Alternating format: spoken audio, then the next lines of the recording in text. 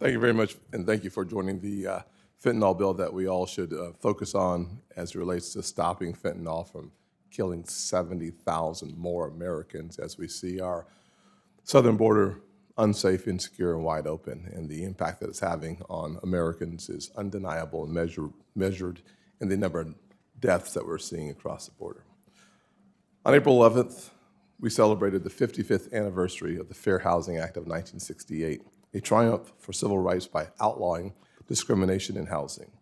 While it's important to celebrate these victories, we can't turn a blind eye to progress. It's our responsibility to consider whether progress has been indeed made or if we need to switch gears and critically rethink how we deliver on these goals. Unfortunately, our housing policies are not resulting in the true benefits and advancements that our hardest hit families deserve. Despite spending trillions of dollars on subsidies for affordable housing, the home ownership rates for minorities haven't changed since a couple years after the Housing Act was passed, an unacceptable reality.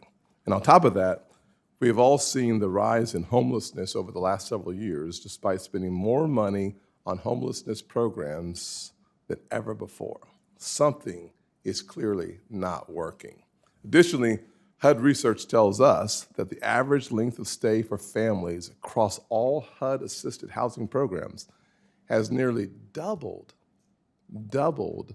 since 1995 through 2015.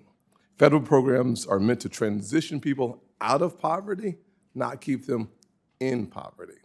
How long before we realize that throwing more money on solutions that aren't working is a problem, particularly for those residents living in government-assisted housing?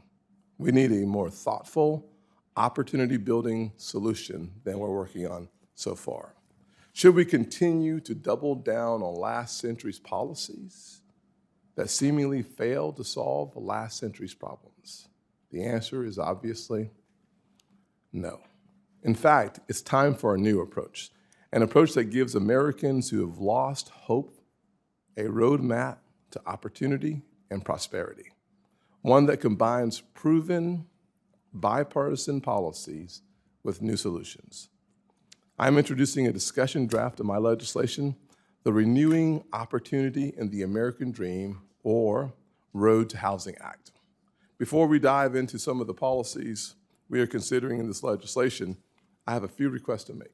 For the witnesses with us today, sharing your expertise and all other stakeholders working to make the American dream a reality for those who today seem to think that it's elusive or unachievable, I would love your expertise as we craft legislation and keep it as a part of the road to the American dream. I ask for your input.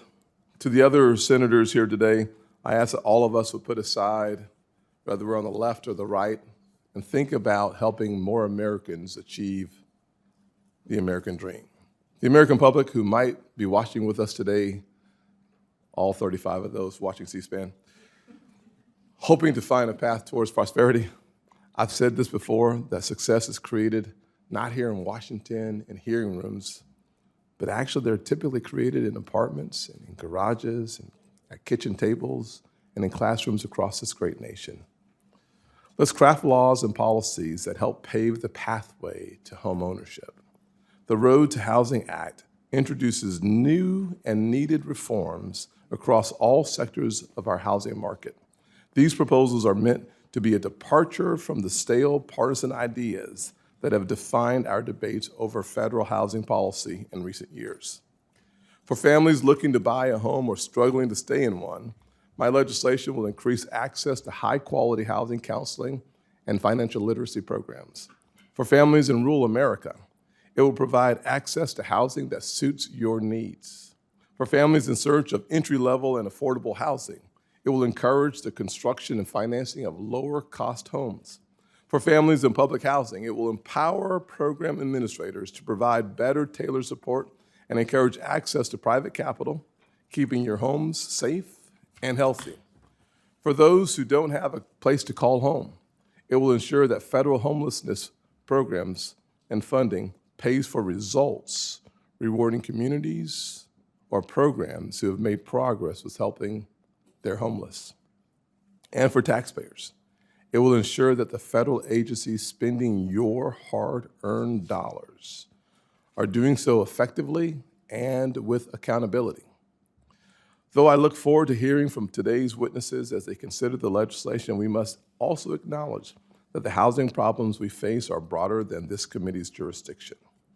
A lack of supply, the cost of complying with government regulations, and a shortage of workers all contribute to the shortage of affordable housing. So as this legislation develops, we will look forward to having a conversation about innovative solutions for the broader challenges that we face. I hope that we can call all of us to the table to address the housing challenges our country faces. And I look forward to working with each and every one of you. One final note. Homes and communities aren't built without hard work. So after making requests from everyone else in this room, I want to make a promise myself to consistently stay at the table, making sure that housing affordability is not a hearing, but a theme that permeates throughout the entire year.